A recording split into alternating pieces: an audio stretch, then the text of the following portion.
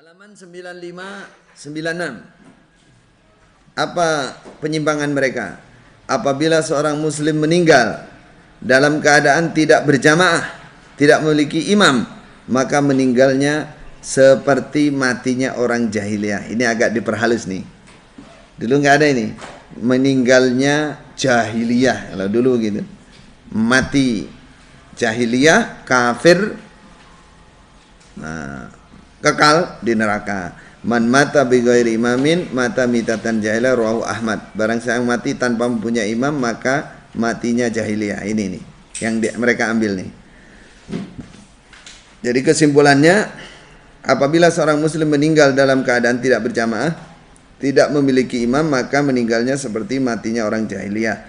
Berdasarkan dalil hadis riwayat Imam Ahmad ini dan syarah hadis di hadis Irsyadus Sari dari dan syarah hadis dari gitu.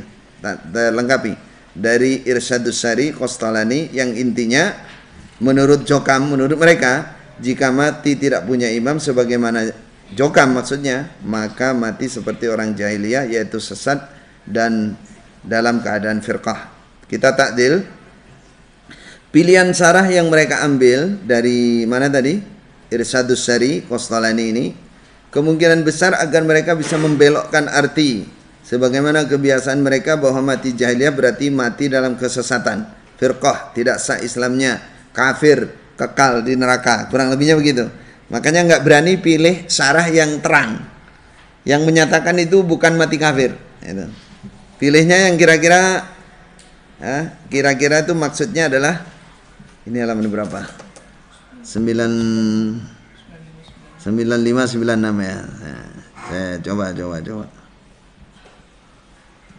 Nah, di sini mereka ngambil dari Irsyadus Sari atau Qastalani. Hanya bunyinya gini.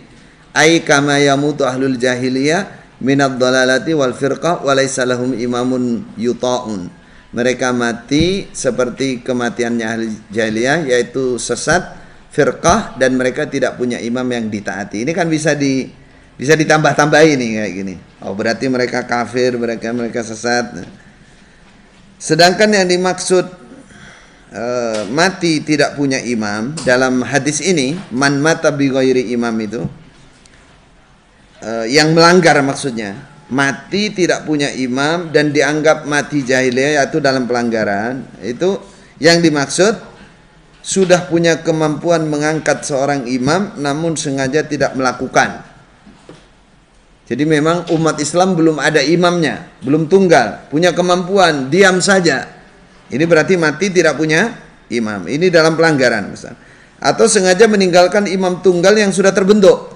Seperti kita ini umat Islam Jamaah Rasul semua mengakui imamnya presiden, imamnya pemimpinnya itu. Misalkan. Terus mereka pergi, berarti mati dalam keadaan tidak punya imam. Seharusnya begitu maknanya. Kemudian terdapat syarah dalam Fathul Bari yang lebih jelas bahwa mati jahiliyah dalam hadis ini bukan mati kafir, bukan. Akan tetapi mati dalam kesesatan, yaitu pelanggaran yang besar seperti kematian orang-orang jahiliyah yang tidak memiliki imam tunggal. Mereka berpecah belah bersama pemimpin kabilahnya masing-masing. Ini jadi dalam syarah Fathul Bari yang lebih dikenal dalam syarah Bukhari itu di sini halatu wal muradu bil mitatil jahiliyah wahiyya bi kasril mim halatul mauti, kondisi kematiannya. Ayo para talib manai halaman 7 bawah. Mati jahiliyah itu halatul mauti, kondisi kematiannya, kamauti ahlil jahiliyah, seperti kematian orang-orang jahiliyah sebelum datang Nabi Muhammad. Maksudnya apa? Ala dhalalin, atas kesesatan. Kenapa? Walaisa lahu imamun muta'un, tidak ada bagi dia seorang imam yang ditaati.